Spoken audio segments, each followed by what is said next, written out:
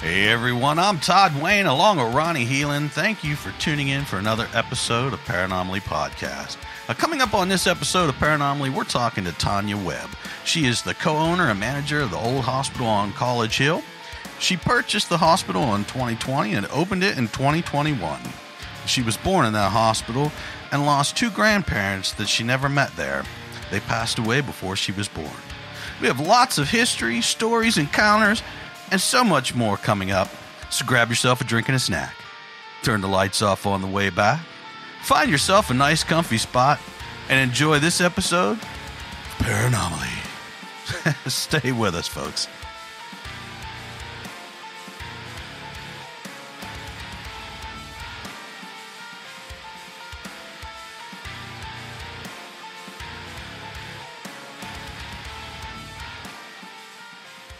Well, Tonya, thank you so much, really, for coming on here with us.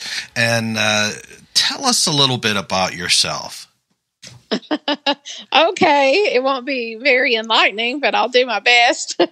Well, I grew up in this area. I was actually born in the old hospital on College Hill. It was formerly known as Williamson Memorial Hospital back in the day.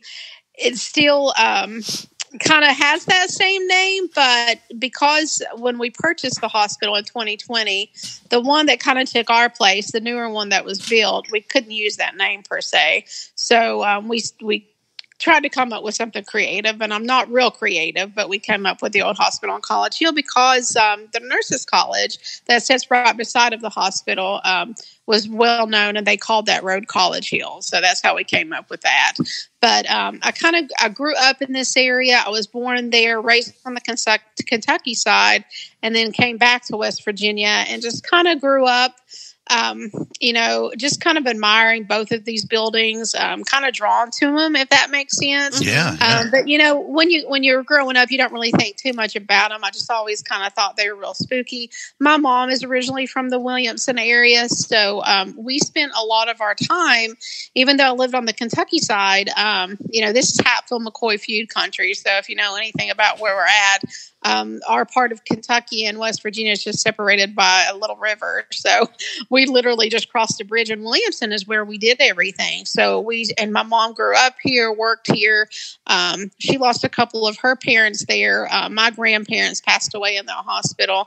So it was always kind of a fascination for me. And I just always, even as a little girl, I think I told Todd I was, really kind of drawn to the horror aspect of it. Yeah. And I loved, when I was little, trick-or-treating for me was just the greatest thing. I always loved October. It was nothing for me. I remember being 5 years old and going out trick-or-treating with my parents and then coming back and dumping my candy out on the floor and sitting in front of the TV and watching Halloween and Michael Myers. Right, yeah. That to me was like the best thing ever. Now, my sister, it scared her to death. She refused to watch it. But I just thought that was the greatest thing. And from then on, it was like my whole... it was just, nothing evil or, nothing bad about it, but I just always was kind of fascinated and drawn to that aspect of it. So, but before I got, into this kind of business, I was actually probably pretty boring since I worked for the state of West Virginia for 23 years. And I was a social worker in my first job with the state. And then I kind of was a social worker in the second part, but I was actually the chief probation officer for Mingo County for the last few years of my position with the state. So I just decided it was time for a change. The hospital kind of presented that opportunity for me. So I went to the judge that I worked for, and, I thought a lot of her and just said, hey, I hope you don't mind, but I'm just ready to kind of take on a new challenge. I really honestly thought the hospital would be a side job. Mm-hmm. I didn't know how well it would really do. So my goal at first was just to open it on weekends for people to come and see and investigate. Mm-hmm. But it kind of did, it took off faster than I thought. So it ended up being more of a 5 to 7 day job. I enjoyed every minute of it. So I ended up kind of semi-retiring, if you want to call it that. It wasn't a full retirement because I didn't have all my time in. Yeah. But I wanted to really focus on the hospital and showcase it and do a lot of work with it. Well, that's cool. I always wonder how people come about this. Like, did you just have a whole bunch of money sitting in the bank and you're like, I think I'll go buy that now? Like, heck no. It was even my own mom, when she found out that I was getting into it, she's like, Tonya, what are you doing?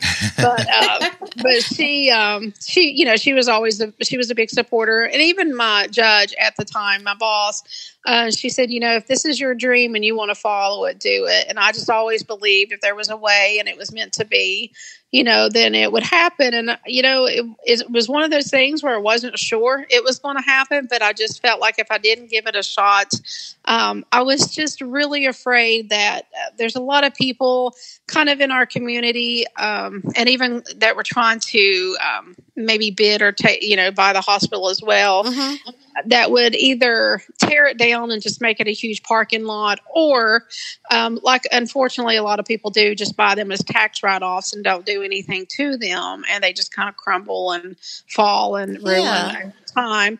And I just didn't want to see that happen. These two buildings to me were very special, not only for my sake, but for my town's and city's sake. And my partner Charlie, he was born there as well, so it was just something I felt like I needed to try to do. And then when they told me that I had the winning bid, it just kind of shocked me. Yay. And I was like, okay, yay. So here we go.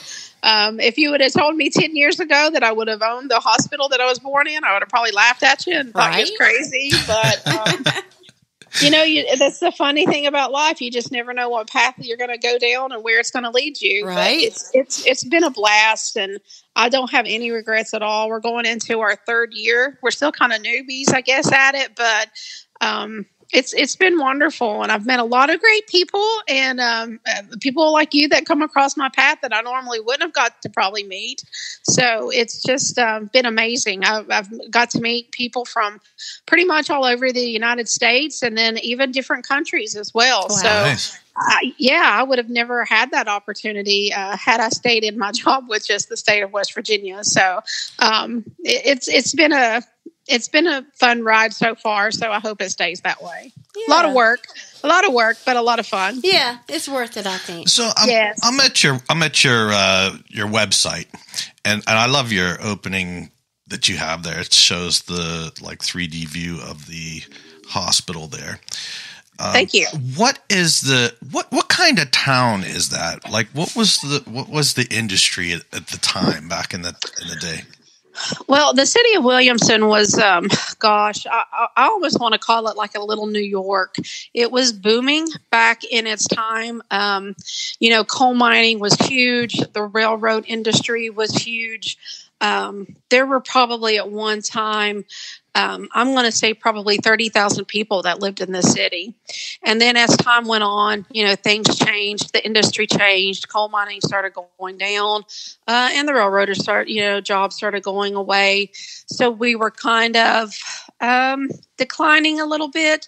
So we dropped down to around 10,000, and now we're probably right around 3,000. So it's changed a whole lot over the period of time. But what I find so fascinating, it's home for me. So, of course, you always love where you live, and where most people do, or some people do and some people don't. But the history here in this area, not only in Williamson, but in Mingo County in general, and that's the county that we're located in. We're the youngest county in West Virginia, but goodness gracious, if you Google Mingo County, it's one of the most historic counties in West Virginia, and there's so much history here, so much fascinating just things that they've made movies about this area. Even if you go back to the Hatfield-McCoy feud era, all the way up to the Maitland massacre, and just on and on about how things went on here. And it just, if you're into that kind of stuff, it's very fascinating. Yeah. But when you're growing up here, you really don't see it as much. Right. But as you get older, you start to realize, when they start making movies about your area, that's pretty cool. So, it's kind of changed hands and changed just because it, as with everything, time changes. It just, it kind of lost some of, when your biggest industries is coal and the railroading, when it started leaving town, so did a lot of people. So, this was another aspect that I took the hospital into because we kind of, unfortunately, we didn't diversify, and they had everything just kind of built on coal. Well, when that coal went away, and my father was a coal miner. So when that coal went away, so did a lot of people. And then the town was, the city was like, well, what do we do now? So they had to look for other avenues to try to, bring people here and try to, make the economy not so bad.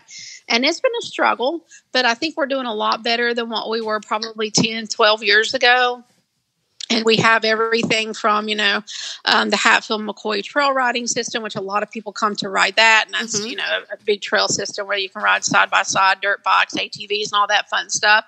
To people that are into the paranormal or history and want to come visit like our hospital and the nurses college and things like that. So we're slowly starting to, we know tourism is not going to change what we lost, we took a heavy hit with all of that, but it's a start. Yeah. And hopefully we can encourage others to, maybe be open-minded and take that leap of faith like I did, leaving my job to try to, help the town and do something different and think kind of outside the box a little bit. Yeah, exactly. And, try to do things. So Williamson's kind of been just so many different things over a period of time.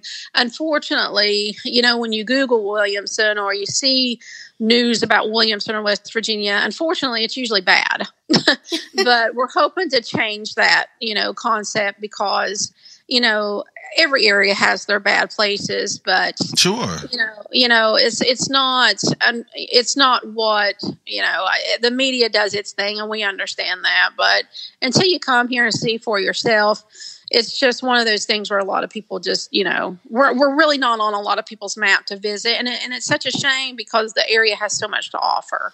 Well, I would like to go visit. I don't think it's far from where we are, is it? No, it's not too far. And from looking at that picture, it looks like a beautiful area. It really is. And the way the hospital sits, I don't know if you can tell by the website, the cool thing about the hospital and the nurses college is that it sits up on the hill and overlooks the whole city. Yeah. Yes. So I kind of feel like I should have a bat signal up at top of the hospital just to show, because I think that would be so cool. But, the view of it is absolutely breathtaking. And when we go up there to watch the sunset sometimes, it's just amazing to see, the mountains and just the nature. And of course, fall here is just absolutely breathtaking. And it is truly a pretty place. It's just, we've had a hard times over the years, and a lot of people just don't really, when they think about West Virginia, they think more up the northern part. The southern part kind of gets, I don't know. I kind of feel like we're the redheaded stepchildren sometimes because we're, kind of forgotten about, and we're mostly known for the coal fields, but really there's so much more to offer. Yeah. And there's so much to see. Well, I think for the history buffs and the ghost people, it would be a really good location. I think y'all should push that a little bit. Absolutely. Anybody that ever comes to visit the hospital, I always tell them, if it's their first time or second time, I'm like, listen, if you give me a couple of days notice, I can send you, there are places all around Mingo County, and even over, because you can, where I live and where the hospital is, you can throw a rock and be in Kentucky. That's how close we are. And there's so much history and so many things that you could see that people didn't even realize that was here.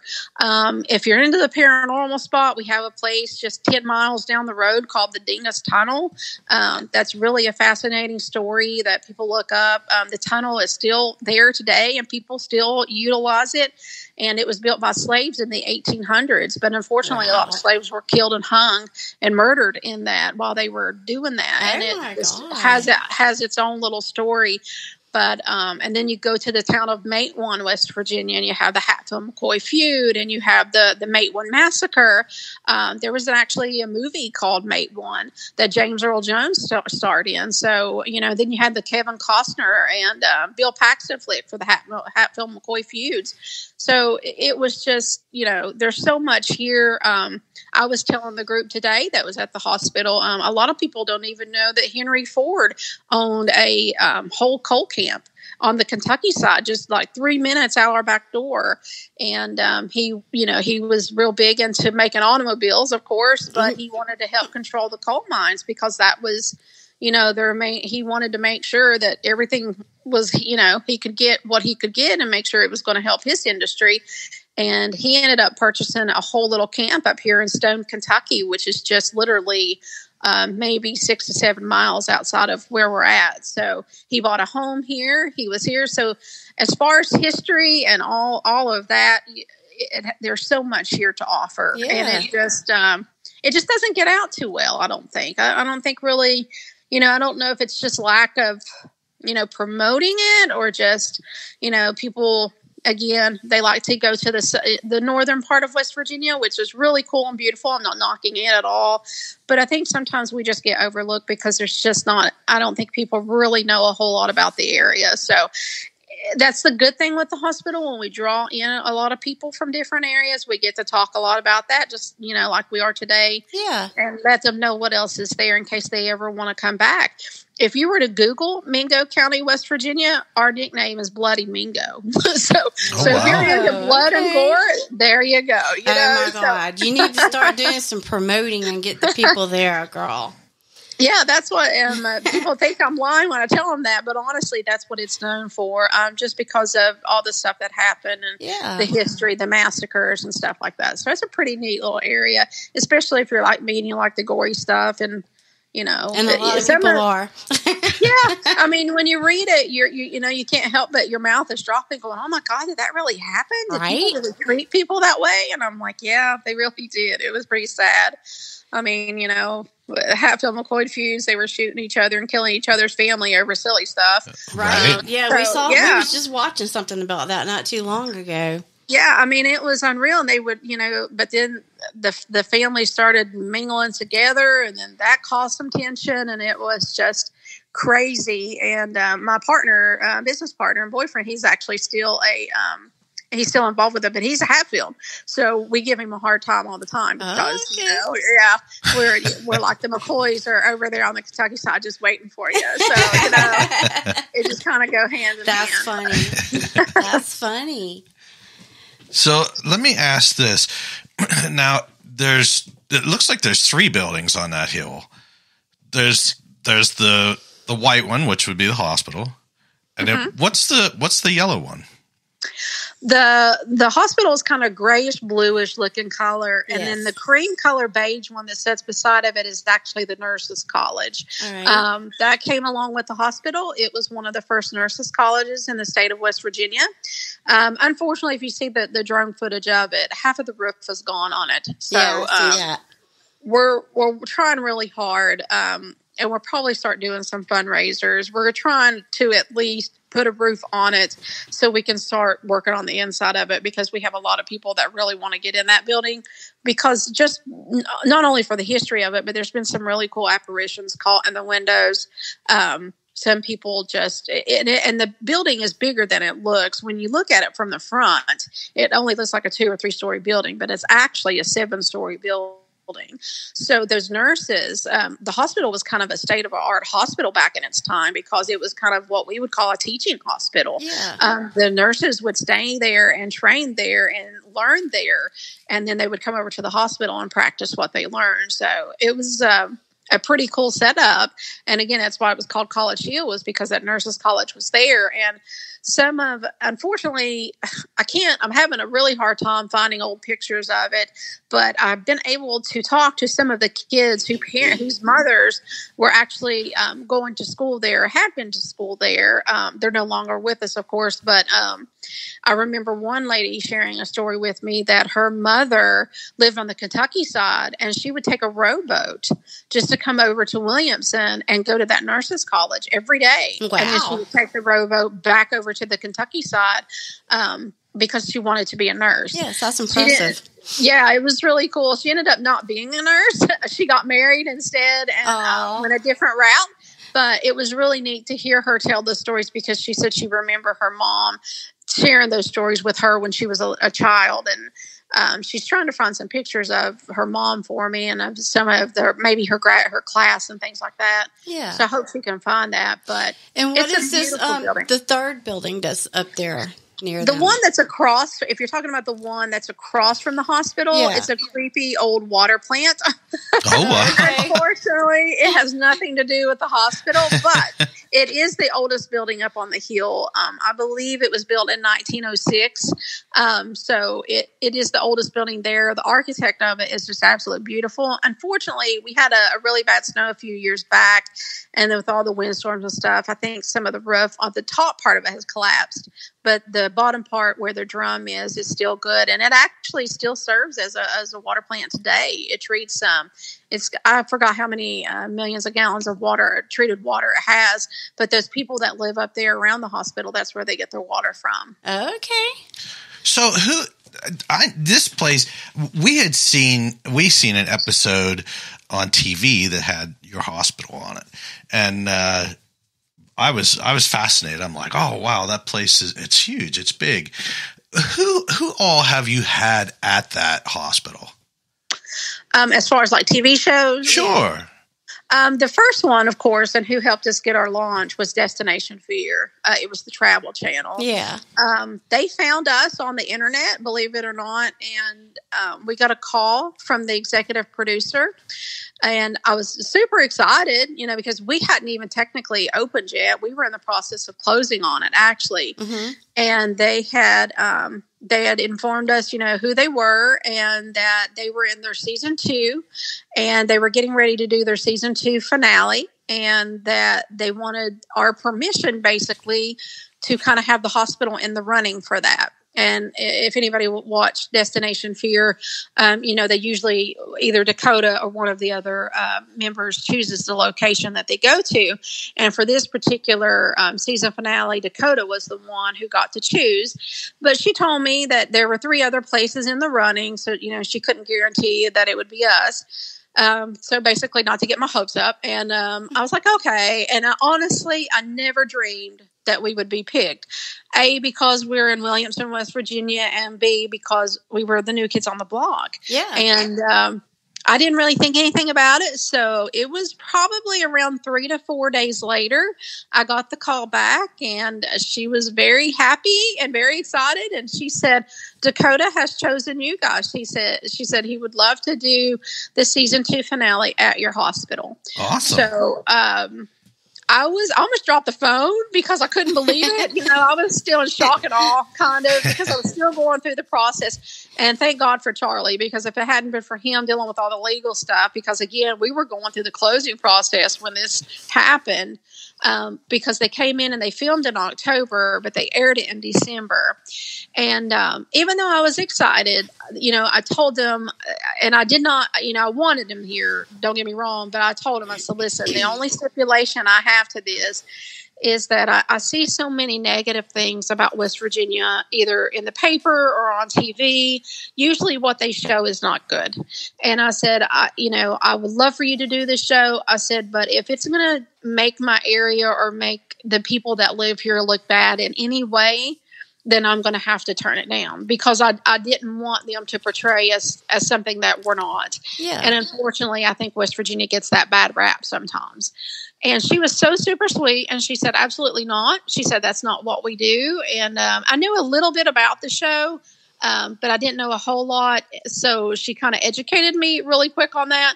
And she said, everything we do is kind of positive, and we never make the area look any worse than what it is, basically. Right. She said, we're always very positive about it. So that made me feel better. And I don't know if you got to see the episode or not, but they did such a wonderful job. I was a nervous wreck the whole time because they wouldn't let us see any of the trailers or anything until it came out. Yeah. So when the world got to watch it, that's when I got to watch it as well. So I was sitting there eating my popcorn and going, oh God, please don't make us look bad. Please don't make us look bad. But the Travel Channel did a great job. Destination Fear did a great job. And they are the ones who really gave us our launch, because they aired their show in December of 2020, and we opened in February of 21. And we still get people to this day who come to the hospital because of that show. I guess they air it in the UK as well. Oh, so wow. We've gotten calls from over there, and then of course it hit Discovery Plus. anywhere that has, any station, I guess, that does the Travel Channel shows, it kind of replays it from time to time. So we still get that. The wild thing is, about a month or two ago, we got a phone call. Well, I guess it's been longer than that. We got a phone call from the kids of Destination Fear. Well, I shouldn't call them kids; they're young adults. I call them kids they're too. young. They're younger than me. They're younger than me, so Yeah, they're kids. but they are super sweet. And unfortunately, they had given me the bad news that the Travel Channel had canceled their show. Yeah, I saw that too.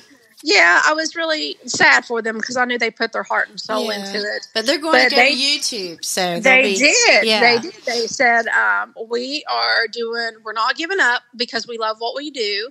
We're going to change our name to Project Fear, and we would love to come back to your hospital and be one of the first, when we get ready to launch this on YouTube, which I believe is June the 23rd for their first show. Okay. They wanted to film the hospital. And Good. I was so honored that they wanted to come back because, they had like 4 or 5 seasons. So they had so many multiple locations that they could have went back to. And I think we were their second choice. I think Chelsea was the one that wanted to come back, and the team was all excited about it. So they were just with us just a couple months back, and I think we'll be on their next episode. We're not the first one, but I think we're the second one, and they just released their trailer yesterday. So I shared it on our Facebook and shared it on our social media pages, and they showed the hospital on there. So we know it's probably coming up soon. So they've been back twice, and probably we've had a lot of TikTokers, YouTubers, but probably the second biggest one, Nick Groff, was there last year on the hospital's birthday. He was filming his new show. I think it's called Death Walker. Yes. That's where we saw you. Oh, really? Is that how you met us? Yeah. Todd was like, "Hey, I think we got her on our show," and I'm like, "Really?" He was. His manager had contacted us, and I had watched Nick when he was with the Travel Channel and all of that. And I was like, "Heck yeah, absolutely! Let him go on down." Yeah. So he was super sweet to work with, a great guy. His investigation, if you got to watch the show, actually took a turn. He came there to investigate the hospital for a totally different reason. And I got a phone call while he was there. I want to say it was about 9 o'clock that evening. And he said, "Tonya, do you care to come back up here? I need to talk to you about something." Well, of course, in my mind, I'm like, "Oh my gosh, something's wrong. Something's happened." And he said, no, it's not anything like that. He said, "It's something that I've discovered that you might want to hear." And I was like, "Oh, okay." So I get ready, and Charlie and I run back up there, and he's sitting in the lobby area, and he just kind of looked at me with this, I don't know, this look. And he said, he said, "When I first came here," he said, "I was really going to investigate something else. But what I found," he said, "I really think I was brought here for a reason." And I went, "Okay." And he went, "Did you have a grandmother that passed away here?" And it totally caught me off guard. I remember that. And, and I said, "Yes, I did." And he said, "Is her name Sally?"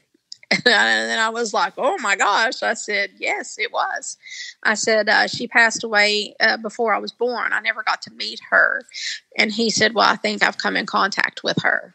And so he starts going, and he has me sit in front of a computer, if you saw that episode, and he shows me all of the evidence that he got. And to hear her voice through his spirit box, it blew me away. I mean, I literally was speechless because, I never got to hear her speak. She passed away before I was born. And she passed away, and he kept getting, she was in pain. Aww. And he said, "Do you know what she passed away from?" And I said, "Yes, lung cancer." And so that would be, why she was in a lot of pain. And my dad passed away from that as well. So it was an emotional episode for me. I was not expecting that at all because we've had a lot of paranormal groups come in and out. And that's the first one that had ever come in contact with anybody in my family. So I really appreciated that. But I think his wife was pregnant with their child at the time, so she didn't get to come there. But he had told me that he had talked to Tessa, and that as soon as he shared the picture of us with him at the hospital, he said she told him, "You're going to come in contact with her grandmother." Wow.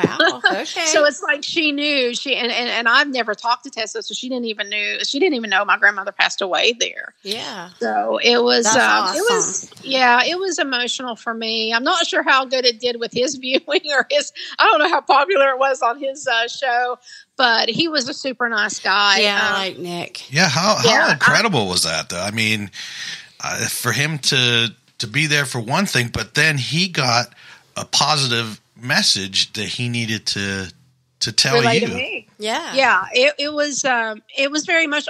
I'll be honest with you. The whole time he was there, and again, Nick is a great guy, and he's so down to earth and just so genuine about what he does. Yep. He had asked if he could interview me, and I don't know if you guys remember that part. And I said, sure. I said, where do you want to go? And he said, well, if you don't mind, let's do it in the basement. So we went to the basement and we set up, and it was just him and a camera guy. It wasn't even a big, huge production or anything like that. Yeah. It was very low key. It was very down to earth.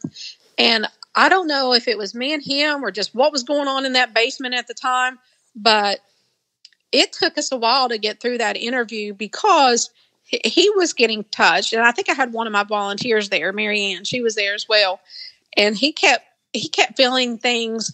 Something would touch his shoulder and then something would touch his hair. And at first he thought it was our volunteer, but I could see her. She was standing way back. She wasn't even anywhere close to Nick. So that freaked him out. Yeah. And then he asked me a question. And for the life of me, I cannot remember what he asked me. But out of nowhere, and I've been interviewed down there 100 times, I got this really, really heavy, sad feeling. And I just start crying. And I can't even answer the question. And I said, I am so sorry. I have never had this happen before. He's like, it's okay. He said, I kind of feel what you're feeling. And I don't know if it's because the basement in this hospital, it's just a different, I don't even know really how to explain it. It changed over the course of the time, but it has so much history in it with, it started out as the ICU, the operation, emergency, the incinerator rooms there, amputation room, everything that you could think of that probably was horrible and painful happened in that basement. But then they turned it into a pediatric floor. So then you had children down there. So I don't know. And then my grandmother passed away there. So I don't know if all of that hit me all at once and it hit all of us at the same time, because it was just like, we went from this happy, really good mood and everybody was excited about the interview. And as soon as we got to that basement and set up, it was like, bam. Wow. And I could not finish that interview. And I felt so horrible. And if you see, I think he was so sweet because I think they edited a lot of it out. Yeah. Because I was probably like a big blubbering mess. But you'll see me tear up sometimes talking to him. And that's when we were down in the basement. It was tough. Yeah, I noticed that too. Yeah, I remember that. Yes. His whole investigation was just he was really in tune with the spirits there. And he was very, it was a very emotional one for me anyway. It was just, it was not like some of the ones that we had before. So it was very special. Sounds to me like you're a little empath, lady. Yeah. Well, he was, when he started playing that on his spirit box and he told me where he picked it up. And, of course, he didn't know what she had passed away from. And I think we just both kind of stared at each other because we were just both shocked. Yeah. Because he literally looked at me. He said, I came here to investigate something else, but I think I'm supposed to give this message to you. Wow. And it was pretty, it was pretty deep.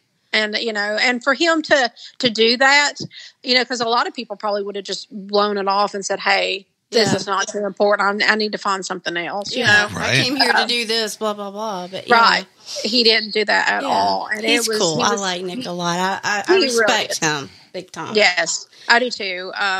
He was, and he spent a lot of time with us. He talked to us. He was just, like I said, very genuine in everything that he did. And that meant a lot to us because it's very important for Charlie and I. The hospital means so much to me and to him.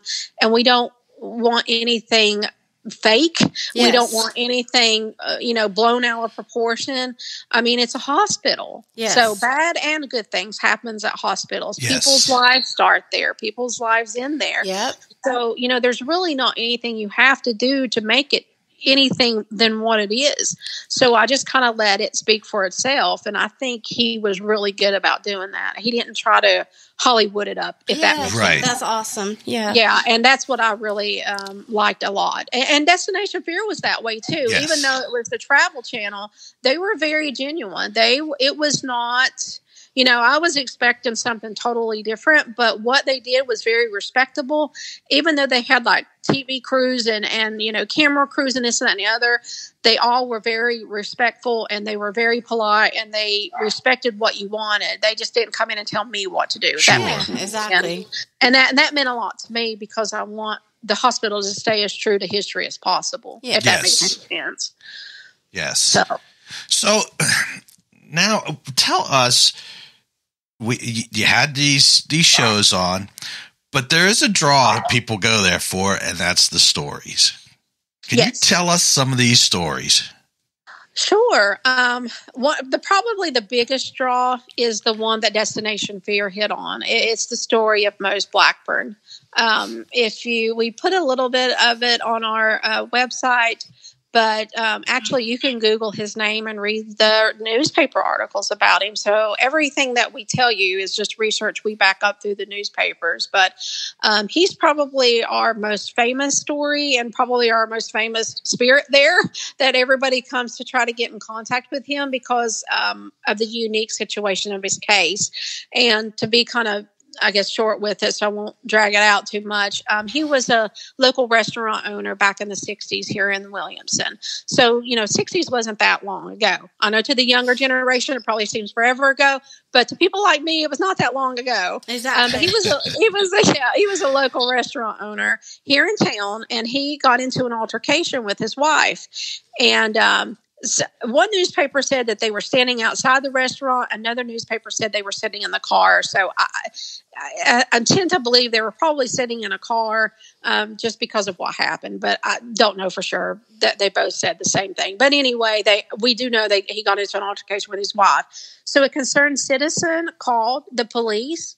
So two city police officers respond, and as they're coming up on the car or up on, to approach them, for whatever reason, Mose pulls out a gun and shoots one of the officers, right in the head. He was a lieutenant. So that officer is brought to the old hospital on College Hill, and he passes away instantly. He dies quickly.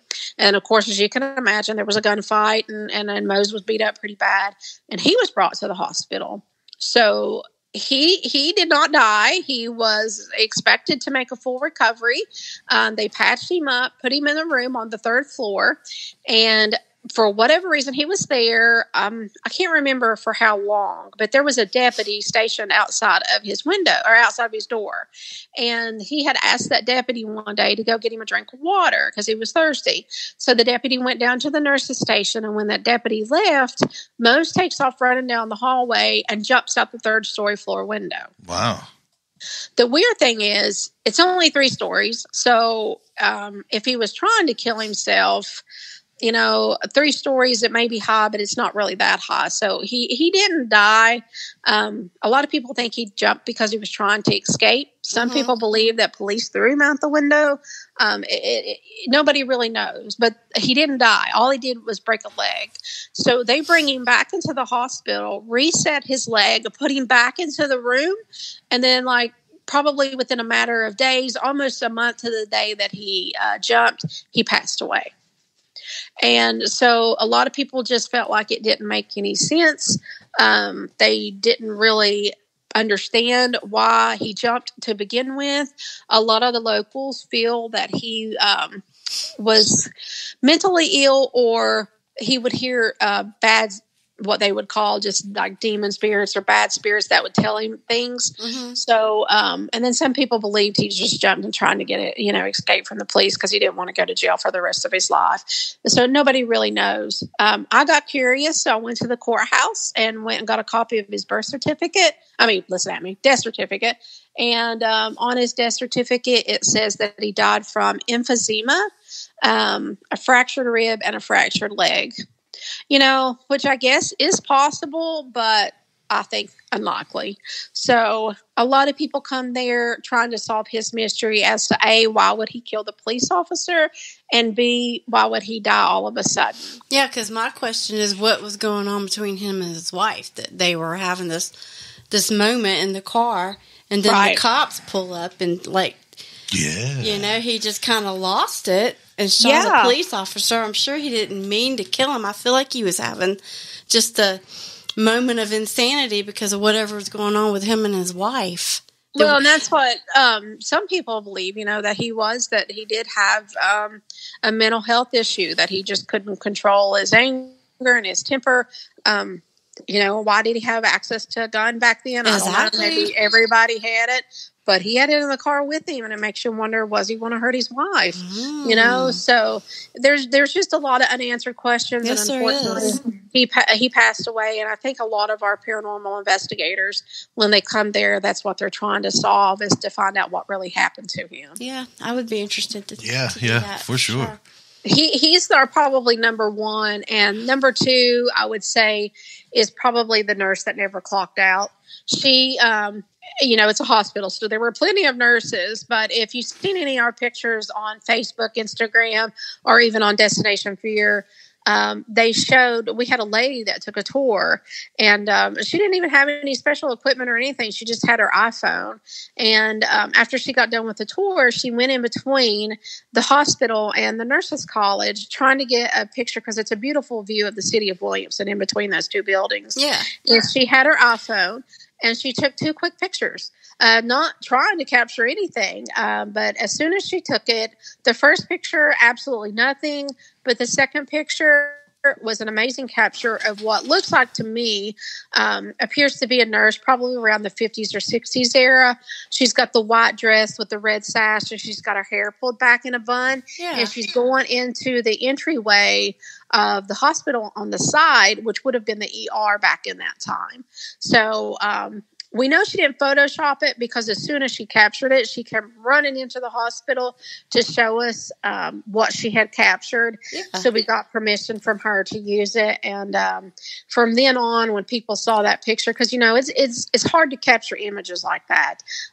You can get shadow figures from time to time and sounds, but when you can capture an actual image that looks just like a nurse, that's pretty creepy, but it's also amazing at the same time. Yeah, it's amazing. And it's exciting. A lot of people want to come in contact with her, but that's kind of hard because there were so many nurses at the time, so we don't even really know her name. We just call her the nurse that never clocked out, because she worked there, and the only story that we could find that had anything pertaining to a nurse was that around the 50s and 60s era, there was a nurse who was killed in an automobile accident, and she worked at the ER of that hospital, and she passed away in the ER of that hospital. Oh. So it could be her. But we're not quite sure. So I'm not, it was just maybe just being at the right place at the right time, but it was definitely an amazing capture. Yeah, sure. Yeah. And they're still doing their job, apparently. Yes. You can, there are times that you can, there have been so many shadow figures, looking like they're running to an emergency. There had been one really great one on the 4th floor where the surgery was, that a family, a paranormal investigative family, caught, and they shared it on their YouTube channel, and they actually slowed it down so you could see, and they weren't even trying to capture it. That's the other thing. They were setting up to do an introduction to their YouTube channel, and they just happened to scan their camera around. And when they did, they caught the shadow figure running. And to me, it looked like probably a man statue, because it was just a bigger kind of, the way that it was built looked like a man to me. But he's literally running from one end of the hallway to the other. So he was running towards surgery.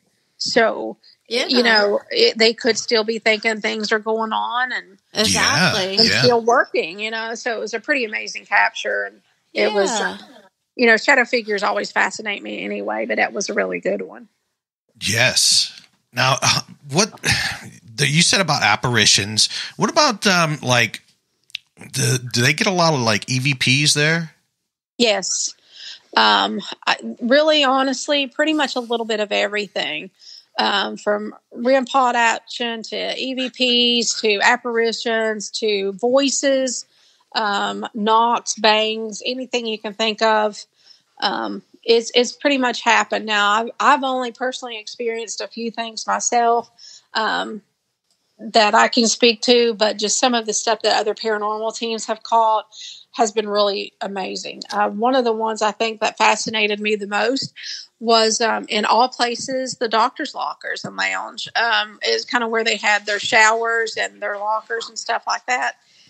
And it was a father-son team, and they had a recorder and they had a K2 meter, and they laid it in one of the doctor's lockers.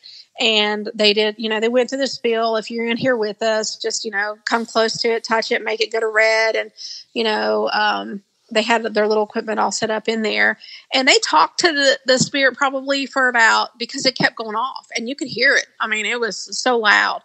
And it kept going off. And then they did it for probably a good 3 to 5 minutes. And once they were done, the dad was really polite. And he said, "Thank you so much for interacting with us." And just as plain as day on his recorder, you hear "my pleasure." Oh, wow. It They're was polite so formal. even. Well, it was. And it was so formal. We all talked about it. And we truly believe it was a doctor. Yeah. Because it sounds like something they would say. Yes. So it was, they were both shocked because they weren't expected to get anything on the recorder, but it's just as clear as day, and it goes, "My pleasure." Wow. I was like, wow, that was really cool. So tell us some of your experiences there. You said you had a few there. I'd love to hear them. Well, my very first one, I didn't handle it very well. I'll be honest with you. I have to admit, I wish I had a do-over, but, we hadn't had the hospital open very long, and we had a team that had been in there the previous night investigating, and we allow teams. We're pretty generous with the time in the hospital because we want everybody to get a really good experience. And with hospitals, you just never know when they're going to be active, So we allow teams to check in around 5 p.m. in the evening, and then the hospital is basically theirs until 8 a.m. the next morning. So you basically get in there in the evening and the whole night, and into the morning is yours. And we had a team that checked out, and I had beat Charlie up there. And I was kind of walking around on the second floor, just making sure the team hadn't left anything, and making sure the hospital was okay, and just kind of checking things out. And when I passed a certain room, I heard a male's voice go, "Hey," and it stopped me dead in my tracks right by the door. And I just assumed it was the group from the night before because there were 2 men in their group. So I didn't do anything. I pulled out my phone and I texted the group that was there, earlier. And I said, "Hey, are you guys still in the building?"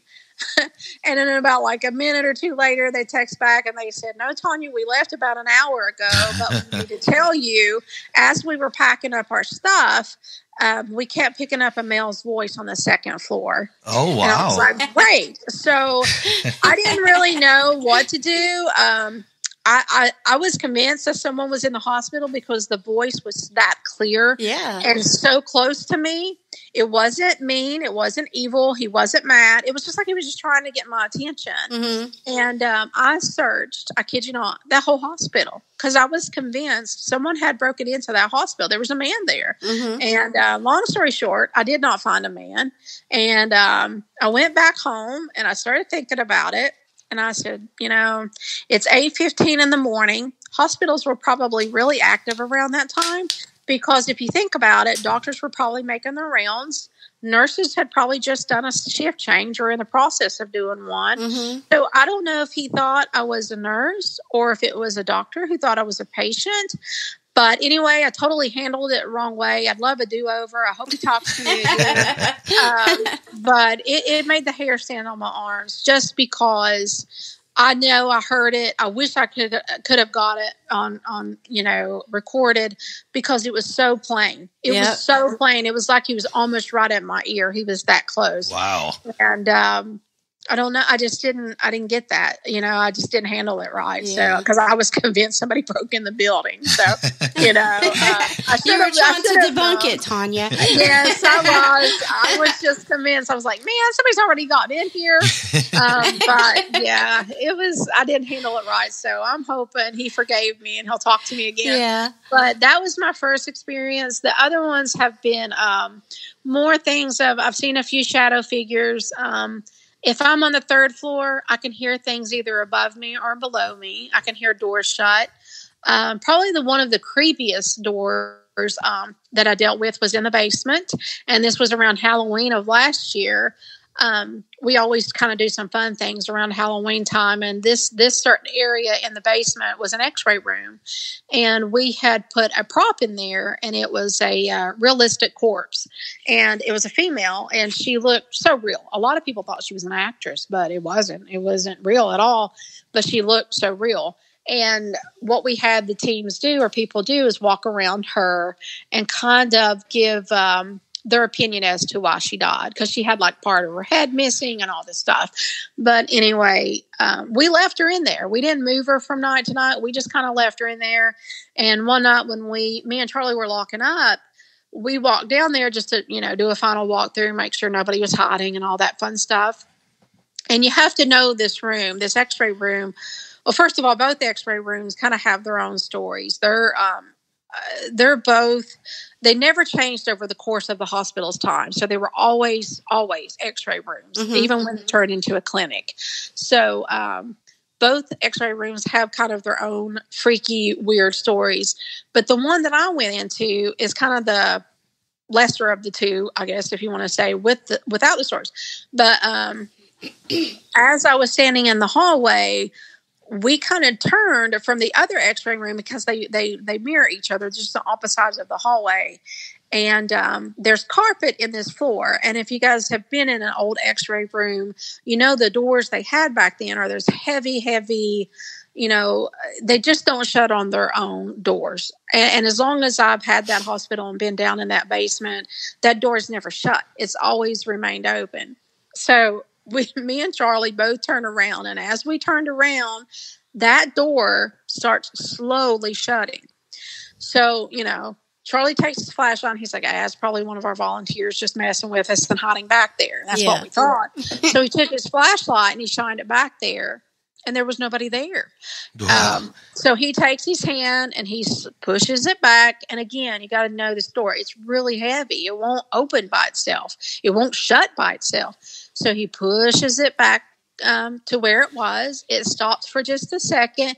And as soon as he took a step back to where he was with me again, it starts to slowly shut again. Wow. So I told him, he went to open it again. And I said, listen, this might sound silly, but I think this is my, brain, working on overtime, because that body was in there and it was so realistic. I really think it was an x-ray room. So what do they usually do in x-ray rooms? They have radiation. And when they have radiation, they don't want people in there. Right. So that's why that door is so heavy. And they usually tell you to step out of the room. I said, I think there are people in there who are trying to work on her or who think she's real. And I said, they are telling you to stay out. So I think we need to honor that and leave. Yeah. So we did. But when we came back the next morning, the door was open. Oh, wow. It was just, I'm glad he saw it too. He was there with me, and it just wasn't one of us seeing it. Yeah. But it gave me goosebumps. It really did, because there really is no reason for that door to shut. So that was probably, and again, it wasn't a loud slam because it's on carpet. It was just a slow shut, like, get the heck out of Dodge. Just leave us alone. Yeah, we're busy here. And I really think that they were, back into the operating mode of, this was the x-ray room. You need to get out. Yeah. Yes. So it was very fascinating. But that happened to us. Bangs, knocks, whispers. I think the craziest thing that's happened to me was probably on the third floor. I was walking around and I kept hearing music. And I couldn't figure out where the music was coming from. And it was kind of old-timey music, instrumental music. And I was like, is somebody playing it outside? Where's this coming from? So I went from room to room trying to find it. Long story short, I never did. But we found an old radio.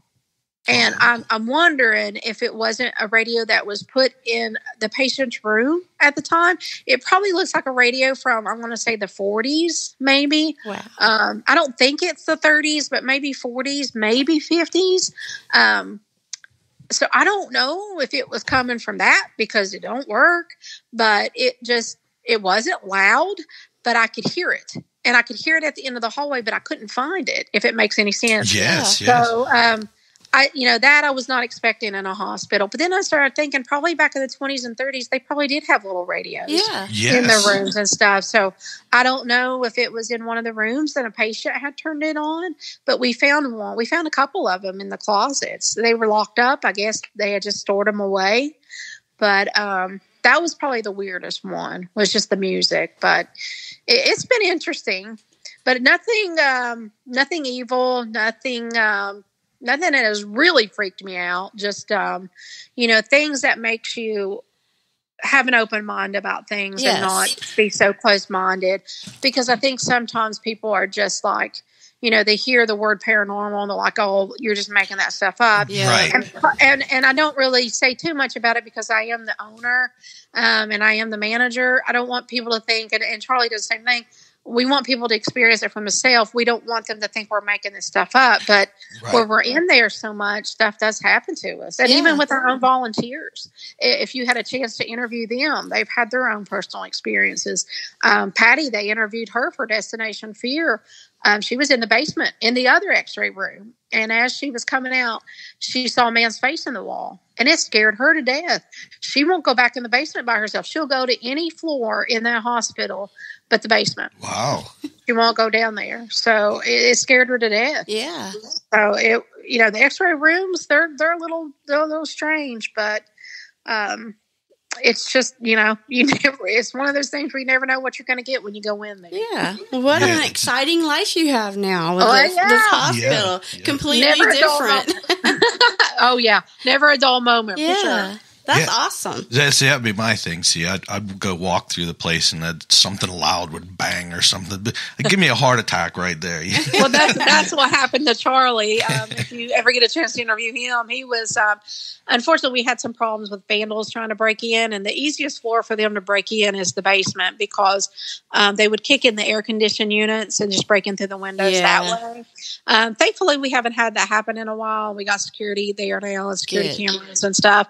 But back when we first opened, he was trying to put up plywood to kind of, board up the windows where nobody could come in. And he was in the basement back where the morgue area was at the time. And he was putting up the plywood. And he heard 3 loud bangs. And they were all the way down at the other end of where the x-ray rooms were. Wow. And at first he thought somebody was just messing with him outside. So he keeps, fixing the plywood and putting it up.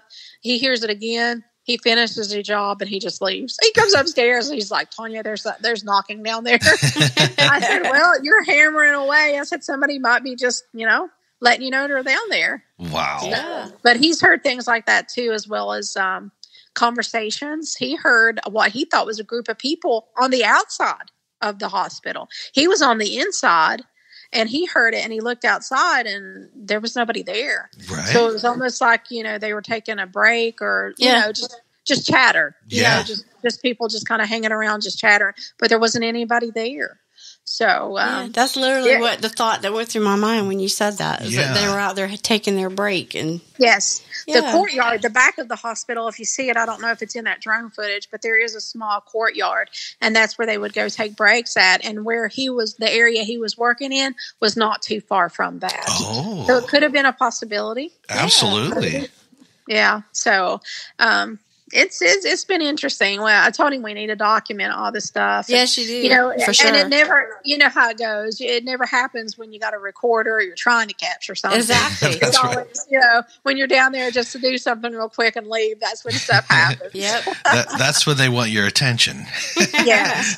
The other creepy thing, the last creepy thing that I remember, we found some old toys that were left behind. And, there were like Christmas decorations and toys and stuff. And we found this old duck. And I don't know if you've seen it in the videos, anything. There was a rocking horse and a duck. And I pulled it out. Don't ask me why. I was kind of drawn to it, and I don't know why. But I looked at it, and I thought, well, this old feller, he's old. He needs to come out for a little while. So I put him on the shelf. And he kind of stays there, but one day I came back and he was not there anymore. And we'd had a paranormal group who had came in the night before, and I think they had moved him to a room, which was fine. That was fine. But this was in the basement. But when I came down the steps to go check down in that area, the duck went across by itself. Oh, wow. And I didn't even go. I just stopped because I knew I had him on the shelf, but I just assumed, you know, because sometimes when the groups come in, they do, you know, they move toys, they move chairs, things like that. So I didn't think anything of it. But when I saw the duck kind of move on its own, I was like, yeah, I'm out. Yeah. So I turned around and went back up to the See you later, bye. Yeah, because I just, you know, I felt like I said, the basement, even though it was ER trauma and all that at one time, it was then turned into the pediatric floor. So I don't know if there was little ones down there playing with it, or maybe it was an older person playing with it that wanted me down there. I wasn't going to find out, so I just turned around and left. Right. And then when I came back later with Charlie, it was just sitting in the room that it went across to. So I don't know who pushed it or why it moved. But yeah, we picked it back up and put it back on the shelf. Wow. So that was a little creepy, but you know, he's still there. Nobody's moved him yet, so I hope he stays there. So what happens when you go back there and it's moved? Then what? You know, I don't know. I will probably have to turn to some experts on that one, because my instinct is I want to sit down on the floor and just kind of play and see what they say, but then a part of me wants to run. So I really don't know what I would do, because the basement of this building just takes on a whole different persona. Really? When you go down there, you don't even feel like you're in the same building. It's just such a weird, I don't know. I can't even describe it. It's just so weird. And it's like, and especially at 1, 2, and 3 o'clock in the morning, oh my gosh, it's like a whole different, it's not an easy feeling, I can tell you that. But even in the daytime, it just doesn't feel right. And I don't know the right words to explain it. Maybe some of the other paranormal groups, if you ever interview them that have been down there, probably could explain it a lot better than me. But it's just a whole different vibe than the rest of the floors, if that makes any sense. Yeah. And that was what? That was like the ER and stuff you said, right? It was everything. The basement was the biggest floor of the hospital. And when it first opened, they actually came, if you saw the glass box on the front of the hospital, that actually was the front of the hospital when it first opened. And the ambulance would come there and drop them off. But it was ER. It was trauma. It was, everything that you could think of that was bad. Then the x-ray rooms were down there, triage, everything, that was pretty much emergency was there. And then on the other end was, of all things, a kitchen cafeteria. And then the morgue was in the main back of the hospital, back past the cafeteria.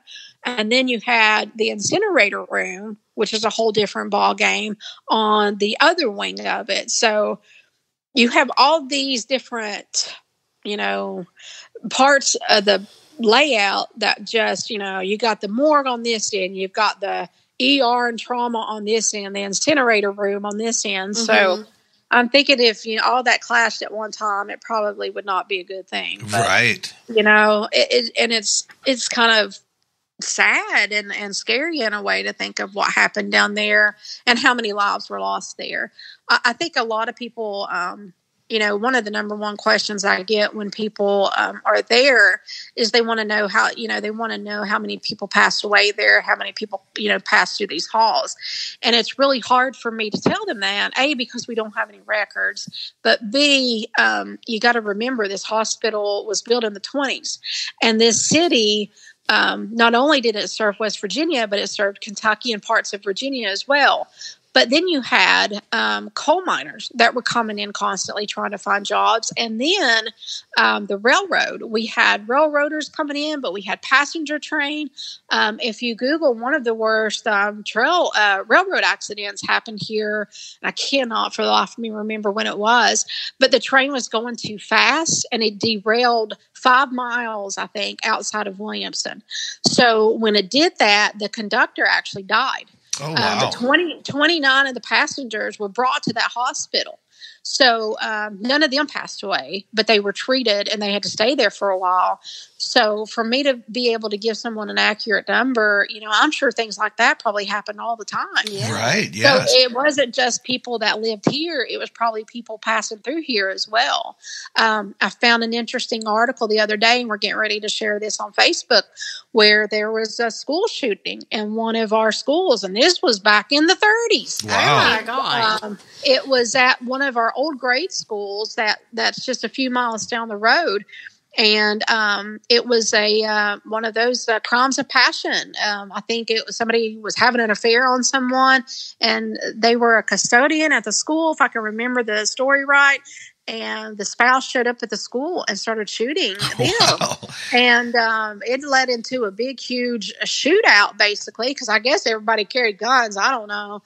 But they ended up in our hospital, and they were treated at our hospital. And that fascinated me. Yes.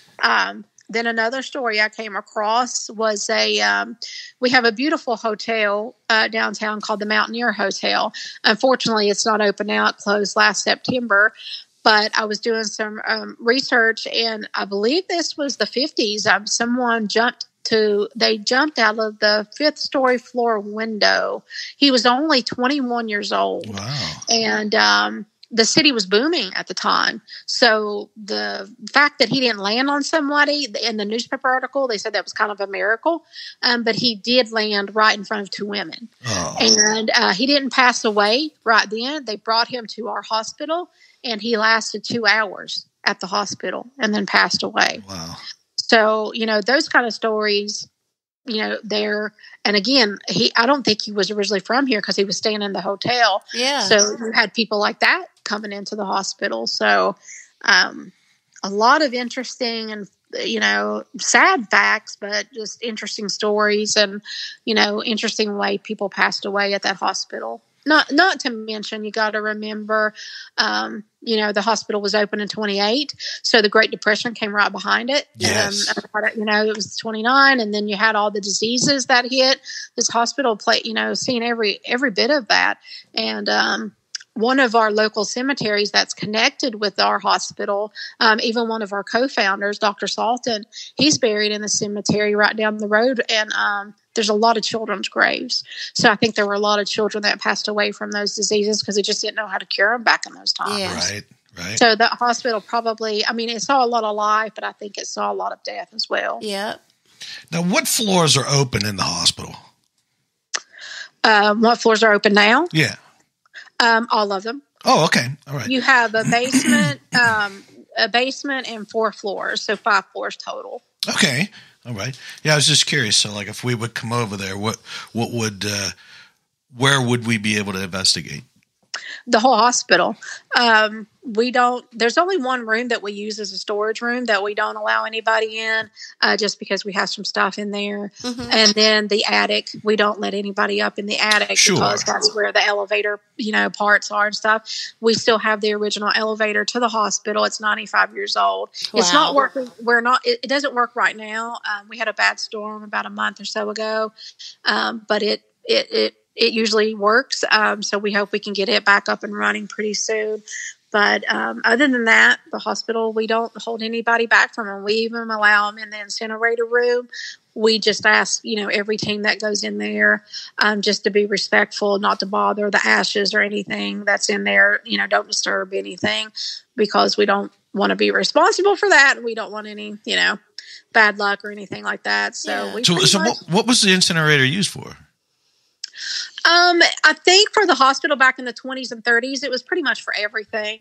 I think they burnt everything from human body parts to infants, stillborn infants, to trash, to medicine bottles. I think they just threw everything in the incinerator. Wow. Because when you look in there, of course, because of the age, it's kind of settled in and stuff. But you see everything from medicine bottles to bits and pieces of probably what look like newspapers, ashes, stuff like that. Right. Yeah. So that would definitely be a kind of a sacred spot. Yeah. Sure. We really wasn't sure. And what's interesting is some of the staff that used to work at the hospital, when they take our tours, a lot of them would tell us they didn't even know that part of the hospital existed. Oh. They were not allowed back there. So probably because of the incinerator room and the hazard stuff, but it looks like after there's like a burnt orange color blind. To me, it looks like they kind of turned it into a maintenance area at one point, but they still kept all the hazard charts and all that stuff up. So I think it kind of changed over the course of the hospital's years as to what it was, but the incinerator room is still there. The original doors are still on it. It's a pretty creepy. It's not a big room, but you have to actually take 2 steps down to get into it. It's really strange. You're already in the basement, but you have to, and it's hidden behind a door. That's another weird thing. Like you have to go through a door, shut that door, and then it's behind another door behind that one. So it's weird. Yeah, that is weird. Yeah, it's a weird layout, and people honestly they had no clue that room or that part of the hospital even existed. Wow. Okay, and the tours, do you is it available for private tours if someone wants to, just their team be there and not deal with a bunch of public people? Yes, yeah. We awesome. Do public and private tours. If you and your friends want to come or you and your family want to come, as long as we have a time slot available, we absolutely do those, because we know not everybody wants to join. But we try to cap our public tours to where we don't have so many at one time, because, you got some people that are really into it and some people that are not. And we understand that. We respect that. But we want everyone to enjoy it. So we try not to make the public tours so big to where people can't enjoy it or at least listen to it. And if it is a decent sized crowd, then Charlie and I will split them up and take them on different floors. That way they're not, if you got one group that's probably not taking it as serious as another group, it's not ruining it for them. Yeah. Right. I feel that. Is there access to both buildings or only just one? Only just one at the moment. Because they got to fix the roof, remember? Yes, that's right. That's right. The roof looks a lot like a roof of a house that we're drawn to out here. It reminds me of really? that. There's an old mansion out here that oh wow, it's beautiful. It's old, but I want it. It's beautiful. I don't blame you. I would too, probably, if I saw it. And I very much love saving old buildings, so the history, you just can't replace that. Yeah, and it was when was it? When was that one made? 1901. 1901. Oh wow! Yeah, I love it, girl. It's definitely Go old. for it. So, but no. Do you have electric in there? There are parts of the building that we still have electric too, but not the whole hospital, unfortunately. Okay. And where we put the teams, what we call base camp, is on the 2nd floor. Mm-hmm. And the old air conditioning units that are in the window are actually heat and air. And a couple of them still work. So we're able to, if you come in the winter and it gets a little too cold, you can come back up to your base camp and warm up for a few hours and then head back down to whatever floor you're on. If it's in the summertime and it's too hot, then you can go in there and cool off. And then we have a couple of places where you can charge your equipment. The hospital is really bad about draining batteries on certain, pieces of equipment. Yeah. Phones, flashlights and cameras. So we put it up there so they would have, and there's a little lamp up there so it's not too dark for them. But unfortunately, we don't have it throughout the whole hospital. Yeah. Wow. And what about if someone's coming in, they're bringing their group in, what about restrooms? We have, believe it or not, well, the first that 2 would years, be me. I'd be like, I'm going to have to find a tree, I guess. Well, the first 2 years, honestly, we only had porta potties. We rented porta potties on a monthly basis because we didn't have anything. We were still in the process of trying to get things. Oh, Thankfully, Charlie was able to get the first part when you enter the hospital into the lobby. It was a built-on addition that was built on like in the latter 70s and early 80s. So it was not part of the original hospital. So that's why we didn't feel too bad about tweaking it a little bit. And it's now slowly becoming a little museum and a gift shop for us. But he was good enough and thankful enough to put 2 working bathrooms there. Yay. It was already there, but they were not working at the time, but he was able to get them working. Yay, so, Charlie. Yeah. It was a big, the teams really appreciate it, especially in the cold. But we do have 2 working ones, but they're the only 2 in the whole hospital, and it's in the lobby. So we do have that. Yay. Good. That's good. awesome. Yeah. And now what is your future goals? That's a really good question. We have so many, I don't even know where to begin, but honestly, we just want to try to keep the hospital going as much as we can, keep it true to history as much as we can, and share it with as many people as much as we can. It's very important for us, for people to know, not only about the hospital, but just about our city and the heritage and where it came from and what spirits may be in there. We want to, I don't want to change it in any way. I would like to take it back to what the hospital looked like when it was first a hospital. Yeah. But it would require a lot of, because when they turned it into a clinic, most of the rooms are still kind of in that clinically, type setting. Mm-hmm. And there's carpet where a hospital floor would be, that kind of thing. Yeah. But there's so much glue and stuff like that on the floor. I don't know. It would take it'll be a job to do that. So right now, we just really our goal is to get the elevator working again and to try to clean up some of the mess that the vandal created for us. We've come a long way in 3 years, but unfortunately vandals really did a number on the hospital, and there's some rooms you can't even walk into because they damaged it so bad. Dang. So we're hoping to do that. And our ultimate goal is to get the nurses' college under roof. So we're probably going to start some fundraising, and because that, if anybody knows anything about old buildings, is first of all, it's really hard to find somebody that would even work on it around in our area anyway. I don't know how it is where you guys are, but for a building that's so old and where it's built on a mountain, it's a challenge. And just being able to put a roof on that so we can get it started, because I would love probably in the next year or 2 to open up that nurses' college. Our goal for that is either to turn it into a bed and breakfast or a mini hotel with a restaurant at the bottom of it. Oh. So that way when people come, they have a place to stay, and they can investigate the nurses' college, because there's been all kinds of apparitions caught in those windows as well. Yeah.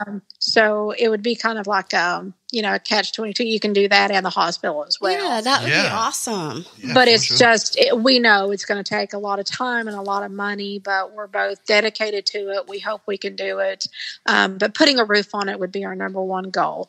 We were going to actually try to start that last year, but when the only hotel we had in our little town closed, Charlie and I were kind of faced with a dilemma, because the nearest hotel to us is like 30, 35 miles away. And we knew a lot of these teams drive, pretty good long distance to come to the hospital. Yep. And it really bothered us that they, because some of them do stay till 8 o'clock in the morning with no sleep. Yeah. And to have to drive 30 or 40 miles away, that's a hard thing to do. Yes, so it is. When we purchased the hospital, Dr. Conley's home came with it. And he was one of the co-founders of the hospital.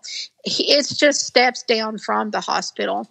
So we took, what money we had and didn't remodel it, because we wanted to stay. Dr. Conley, for for this house to be built in the 30s, he had great vision because it's a beautiful home. It's a 2-story kind of English Tudor looking home. Mm-hmm. It's amazing. It's beautiful. It's a 3-bedroom, 2-bath.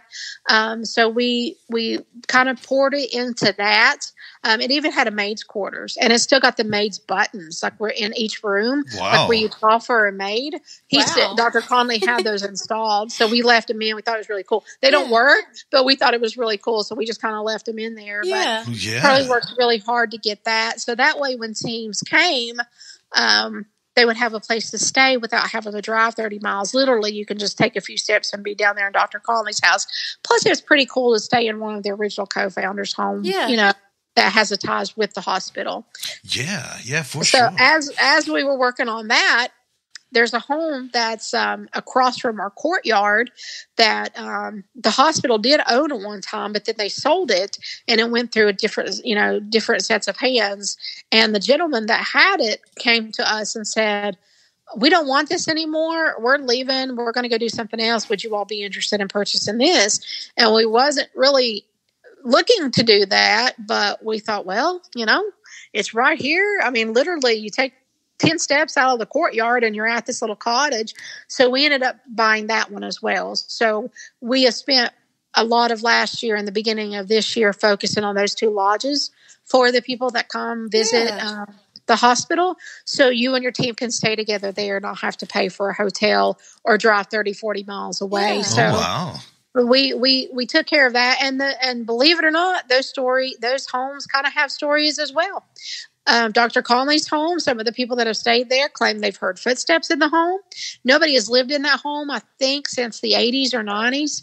The hospital owned it, and I think they let business people stay there, or maybe like administrators or possible doctors that were going to come work there. But then they just kind of closed it off, and they just kind of forgot about it. So nobody stayed there anymore. And then the cottage was used for the nurses at one point, but then they sold it off.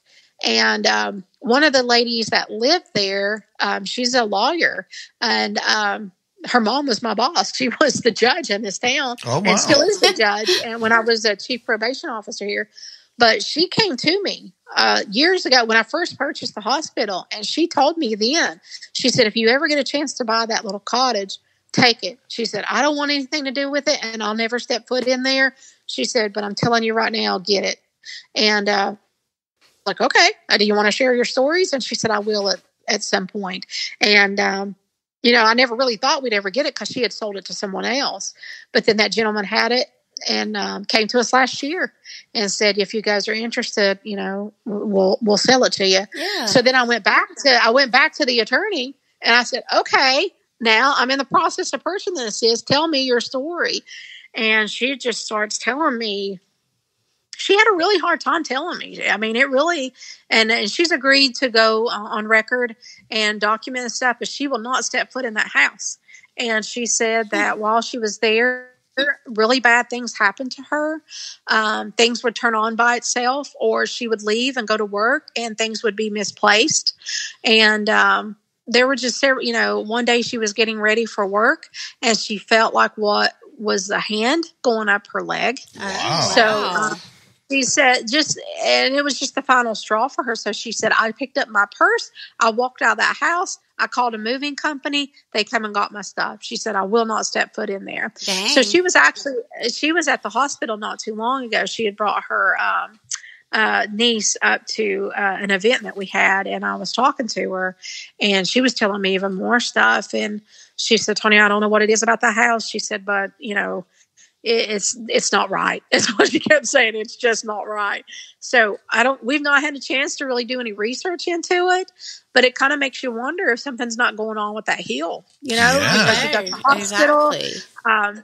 In front of those 2 homes, you got a Jewish synagogue that used to be there. Unfortunately, vandals have had a field day with that.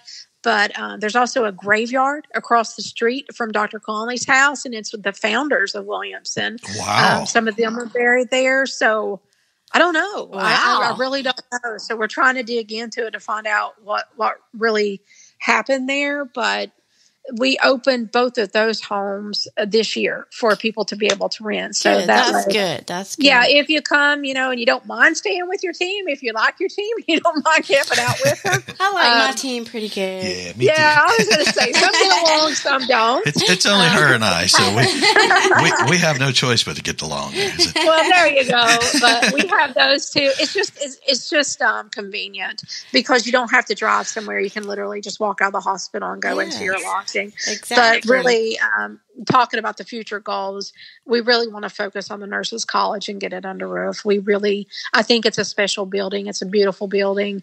And, to know that it played such a big part of West Virginia's history, to be one of the first nurses' colleges in the state, that's a big deal to me. Yes. I'm hoping we can get that under roof and get that started. Heck yeah. I know it's a long-term goal, and I know it's going to be a challenge, but we think it's worth it, and we're going to give it the best we got. Yeah, absolutely. It sounds exciting, all of it. Because I'm so happy for you. You're going to get both kinds of people. You're going to get historical people that want to go there and take pictures of it because of the history. Right. And then you're going to have the paranormal who like the history as well, but they want to delve into, happenings that happen there.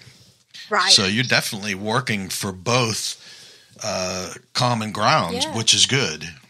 Yes, I think, and we even because we realize that people come back here. We even have people that just want to come to the hospital just because they were born there. A lot of people were born there and moved away at an early age. And we get calls all the time going, hey, I'm going to be back in the area in July. I was born in that hospital. Can we come take a look? We get that all the time. So, but they don't have any place to stay. Yeah. They either have to stay, in another state, or they have to drive 30 minutes another way. Right. So that's it's sad. kind of, it really is. It really, when that, it's too bad y'all can't open back at that hotel too. Well, I pray that, I don't know what the owner's going to do with it, because if you Google that hotel, it was called the Mountaineer Hotel. It's a beautiful hotel. It's a historic hotel. The rooms are named after famous people that stayed there. Yeah. We sent guests there all the time because it's so close to the hospital. It just, made sense. Yeah. Right. And it was so convenient. It was in town. You could walk to the restaurants and all of that stuff. But sadly, they shut it down last September, and I've heard that they're not going to reopen it. Aww. So I hope that they either sell it to somebody that will reopen it, because it's such a beautiful hotel. Yeah. John F. Kennedy stayed there. JFK stayed there. Oh, wow. Okay. Eleanor Roosevelt stayed there. Oprah Winfrey stayed there. I mean, every room is named after a famous person. So, it's an older hotel. It's not a 5-star, one of those big with a pool, but it's definitely unique. And when you walk in the lobby of it, it would take your breath away. The previous owners, before they sold it to this guy, they took it back to the 20s era. It opened in 1925. Wow. And it's older than the hospital. So they wanted to take it back to that era. So when you walk into that lobby, it's like taking a step back in time. And I'm telling you, it's breathtaking, because it's so beautiful. And even the phones and the keys, everything, the way it's set up is just so fascinating and so pretty. And it was such a huge loss to our community to lose that. Because that was the hope somebody will come and take it and respect its history and fix it up. And I would love to. I hope they do, because it plays an important part. Yeah, I'm all about saving history, and that hotel definitely is very historic to this city. So I hope they do. But until then, we got our 2 little lodges, and hopefully can get the nurses' college under roof. Yeah, that's our big goals for the next couple of years, is to start working on the nurses' college. Now, you said you have 2 places for people to stay, right? Yes. That was the founder's home. Yeah, Dr. Conley's home, and then we call the other one the cottage. Is there how do people find out about these 2 things? Are they on your website? No, not yet. I got to do that. Usually when people call or email me, I tell them about it. Oh, okay, I just let them know ahead of time, hey, if you guys are traveling a long distance and you need a place to stay, here's what we have available through us. And some people like that, but some people would prefer a hotel and drive 30 miles, and that's completely fine. Yeah. Sure. But we just let them know. We honestly just opened them up this year. So we were just kind of giving it a trial run to see how well it would do. And so far it's doing pretty well. So I probably will put it on the website shortly. Cool. But if they call us and ask us, or we talk to them either through social media or by phone or text, Charlie and I both let them know it's available. Yeah, because for me, it would be perfect because, you know, a paranormal investigator, you know, you're going to investigate the hospital, then you're going to go back to the place that you're sleeping at, and you're going to investigate that too. So, well, yeah, and that's what we told teams, and we don't charge extra or anything for that because we're not really sure, you know, what's going on with those houses. But we told them, we said, listen, you know, if anything happens while you're there, you know, let us know. If you come in contact with somebody, let us know, because it's all new to us and we're unaware of anything that might be in there. You know, I don't know if it's all connected to the hospital. It's possible. But then again, there might be other things that we need to dig deeper back in history about, too. Yeah. yes. Because if you know anything, Mingo County were actually named after the Indian tribe, the Mingo tribe. If you go through the city of Williamson, you drive through right in front of our coal house. We have our Chamber of Commerce is made out of coal. And right in front of that coal house is a statue of an Indian, and it's Chief Logan. He was the chief of the Mingo tribe. So if you go back into that history, I'm wondering if there wasn't something there at some point. So it just kind of makes you wonder, you know, what comes into play. And then on top of that, you've got the cemetery, you've got the Jewish synagogue, you've got the hospital. I mean, just a lot of, you know, just for me, fascinating things that could lead to, you know, something unique and something. Yeah, exactly. I call it kind of my own little haunted hill. Yeah, it's your haunted hill for sure. Yeah, when you're standing at the top of the steps and you're looking down, it's kind of like the Exorcist steps, and that's what it reminds me of. So I kind of call it my own little haunted hill. But I'm just, you know, it just makes you wonder what's there and who's there and why all of it's going on. Yeah. Right. And if it's all tied to one area or not. Right. So. Yes. Because there's multiple things. You have for sure. you have the different. You have Kentucky and West Virginia, and it's. And then they have the water plant there that could be working as a conductor to draw paranormal things there too. Absolutely. That's true. Didn't think about true. that. Yeah. Yes. It's a huge water plant too. Yeah. That's still working for people. So it is, yeah. It's right across the street from the hospital. And it is the oldest building up there. It was built in 1906. Wow. So it was been awesome. So that was 1906. When was the nurses' cottage built? Well, when you're talking about the actual building, the college itself. Yeah. I found 2 newspaper articles. It's hard to find anything on this building, which really disappoints me because, you know, something that was so historical, you think it'd be easier to find in all newspaper articles. But I found one newspaper article that said it was built it opened before, it was there before the hospital. So it was there in 27. But then I found another one that said 32. Okay. So I'm really not sure, but I can tell you it's probably between 27 and 32. Myself, I think it probably came after the hospital, but I really don't know for sure. And an interesting fact about it, the hospital is actually supposed to look like the nurses' college. It is actually the same color brick as that nurses' college. But at some point in time, someone decided to paint it blue and gray, and I don't know why. Yeah. So that's why it's got that creepy look. But when you come into our lobby and you see what the front entrance used to be, it's the same color brick. We exposed that brick. It's the same color brick as the nurses' college. And see, what I find so fascinating about it is, well, first it's connected to the hospital. You can see there's like some kind of little building or underground something passage, yeah. So what's awesome is that hospital definitely had to be booming, and they had nurses coming there to learn at that hospital So they always had constant rotation of nurses. Yes. So, and then those nurses, of course, would graduate from that class in that hospital and move to another place.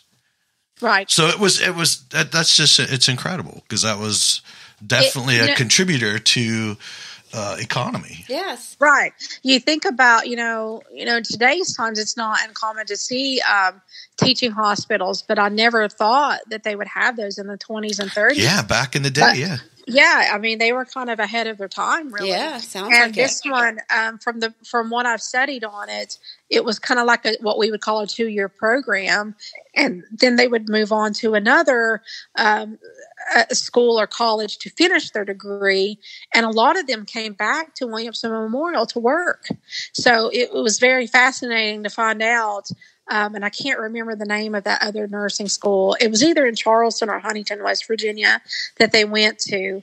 But they would start in Williamson, finish at this other one, but then they would come back to Williamson to work. Oh. So it was pretty amazing that they would. But like you said, it was almost like a revolving door. Yeah. Because the nurses are going to go everywhere, Yeah. Oh, yeah. It just, and then when I read some of the stories about what the nurses did, they played a big part in that hospital. Up on the 4th floor, we have 2 surgery rooms. Now, unfortunately, the surgical rooms are no longer there, but the observation rooms are. And it was a 2-way window. So they would let the nurses sit on the other side in the observation room and watch the operation being performed and learn. Oh, wow. That's awesome. At that time, they didn't let them go in and, be there with the doctor. They just sat on the side with their teacher or their professor or whatever you want to call them and learn about it. Here's the other weird factor about this hospital. They would also let a loved one come in there and watch the surgery being performed. So like if one of my family members was being operated on, I could go into that room with a bunch of nurses and watch that operation as well. Wow. I think that's so strange. Of course, they would never allow that in today's time. But in the 20s and 30s, things were a lot different back then. Yes. So even funerals were different back then. So I couldn't imagine that myself, but it was truly a teaching hospital. So that fascinates me because you wouldn't think something around that time would have been that state of the art, and they would have thought that far ahead of time. Exactly. They did. Yes, I think it's incredible. I really love the place. I think just by looking at it, the history, the fact that they had people going there to stay to learn. Yes. To be nurses. So that to me is fascinating. And, if it was just a hospital, it'd be like, well, yeah, it's just a hospital, it's got a lot of history. It's unique.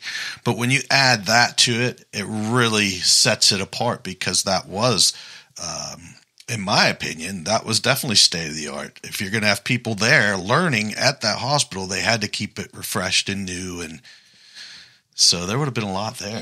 Yeah. It's definitely unique. And I've not, at least in West Virginia, I haven't come across another hospital that old, I guess I should say, that had that factor with it. So that really fascinated us. The fact that it was one, and I think I read somewhere it was at least it was in the top 5. They built it here. It was either the 4th or the 5th one built in the state.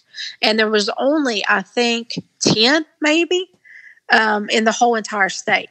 So that's very fascinating. And the fact that it's still, usually hospitals and colleges and stuff like that get torn down when they're not in use anymore. Mm-hmm. So I'm very thankful that they did not do that to these buildings, even though the nurses' college is dilapidated and it needs a lot of work. But at least they didn't tear it down. I got to give them credit for that because, nothing hurts me more than to see something, so precious and so full of history and with so many stories to tell being torn down. And I know a lot of people do that. I see it a lot. I hear from other location owners a lot and people that are trying to buy locations. They say it's a constant battle. So I'm very thankful that this one didn't because I do think it's special.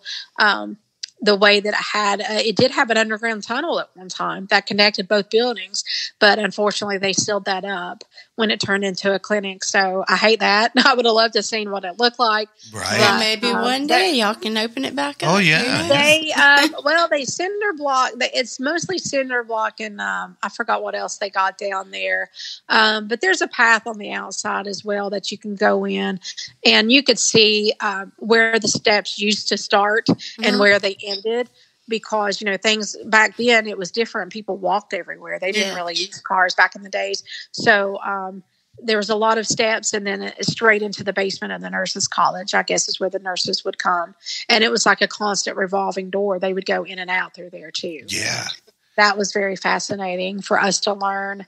And we found another interesting thing is when we took our chance and went into the nurses' college in the basement end of it, because there is one door that's not missing, or not there, it's missing. And we were kind of looking around, and Charlie happened to find a big barrel, and I mean a huge barrel of nurses' badges and nurses' patches. Wow. And they were probably one of the first nurses' patches for the college. Yeah. And let's tell you, there were some that was discolored, and you could tell that they had been there a long time.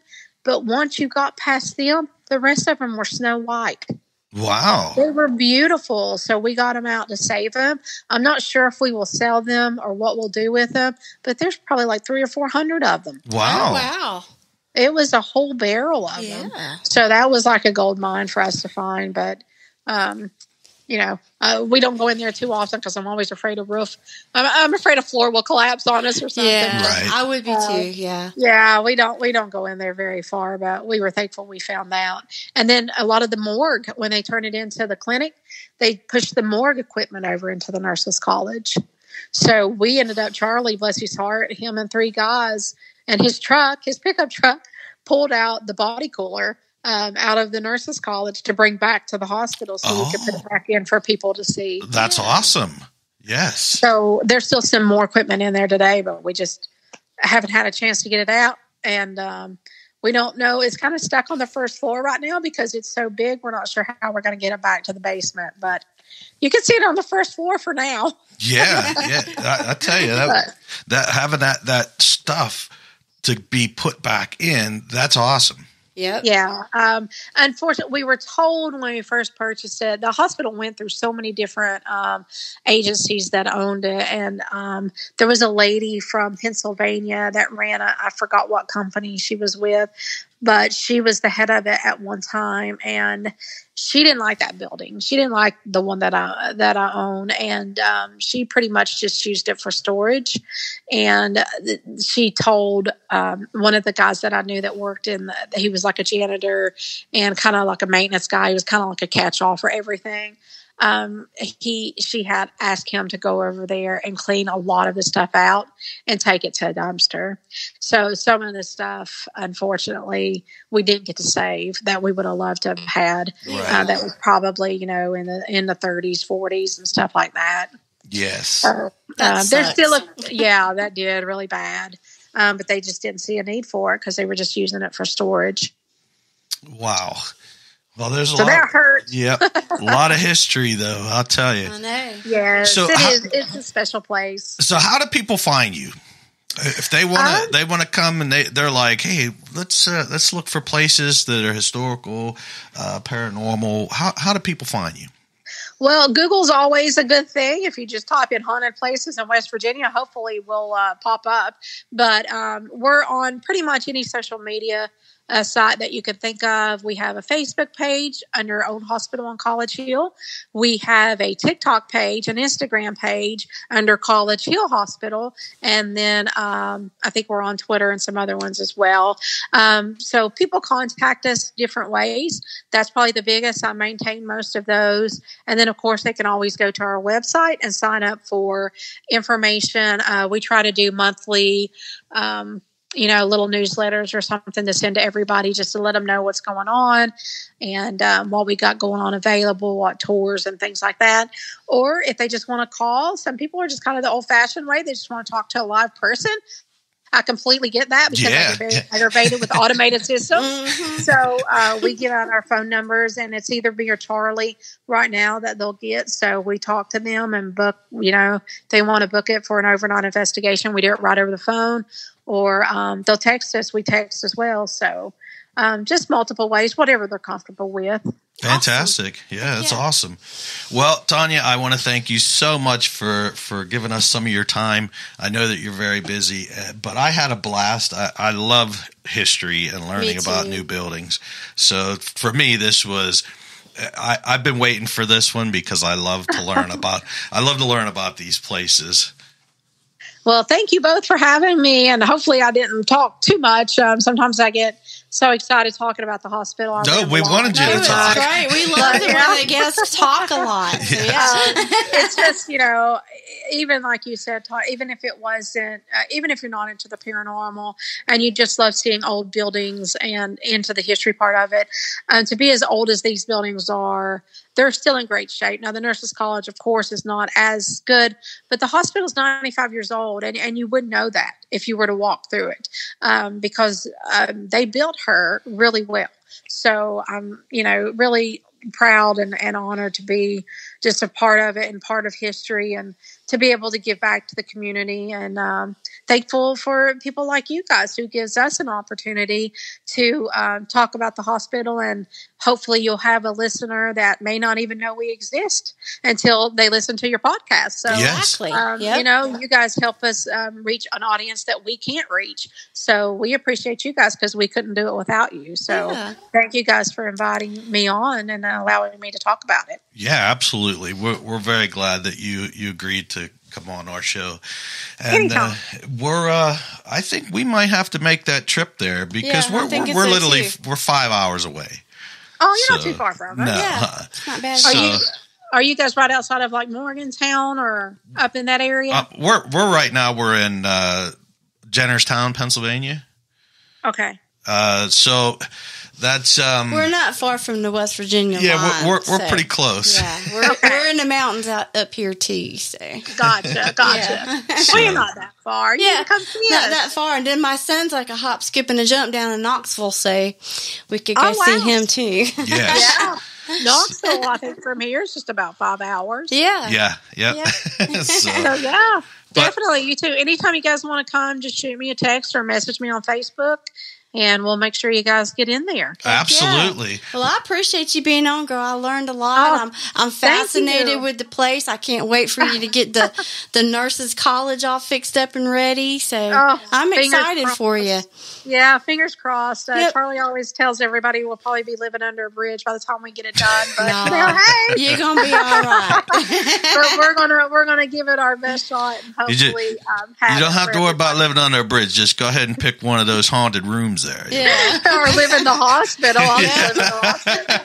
I can do that. That won't hurt me at all. But thank you guys very much. And if we could ever do anything for you, we're here. And thank you for letting us talk about the hospital and kind of advertising it for people. Yeah. So we appreciate that. Thank you so much. All right. Well, you have a wonderful evening, and thank you so much again. We'll talk to you soon, Tonya. You too. Have a good evening. You too. Bye-bye now. Bye-bye. Bye-bye.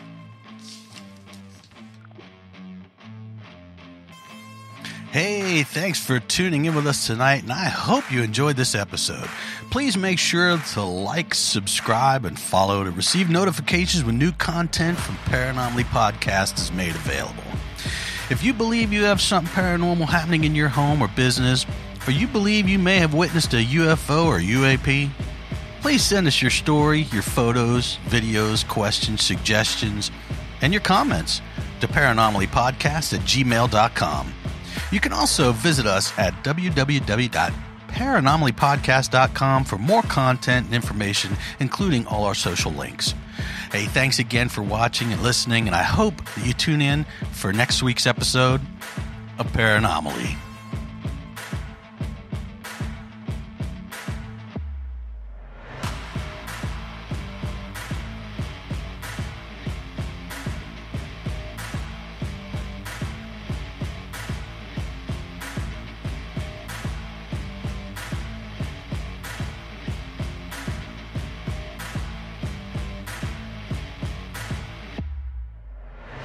Hey, a word of caution. Paranomaly Podcast and its affiliates or hosts do not verify or check the validity of any person, team, or its members. Paranomaly Podcast highly advises that you proceed with caution when contacting any person or team before allowing them and having them into your home or business. A legit paranormal research and investigation team will never charge you a fee to investigate your home or business. They do, however, accept donations to help further the research and investigations if you so choose to do so. All right, thanks everybody.